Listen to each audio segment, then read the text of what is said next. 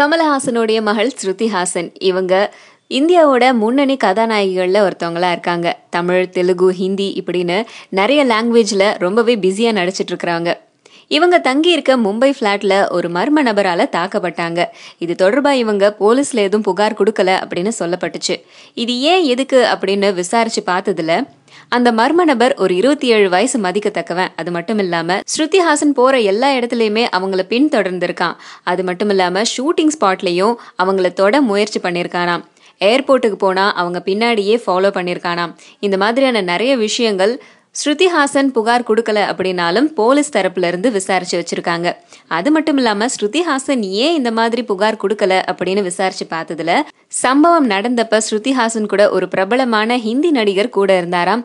அதனாலதான் இவங்களால புகார் கொடுக்க முடியல அப்படின்னு சொல்லப்படுது மீடியா சைட்ல இருந்து ஸ்ருதி ஹாசனை அப்ரோச் பண்ணா இப்போதைக்கு அவங்க பதட்டத்துல இருக்காங்க, அதனால எதுவும் பேச முன் வர மாட்டாங்க அப்படின்னு சொல்லப்பட்டுட்டு வருதாம். பாதுகாப்பு கருதி அந்த வீட்ல இருந்து வெளியே போய் தன்னோட ஃப்ரெண்டு வீட்டுல தங்கியிருக்காங்களாம்.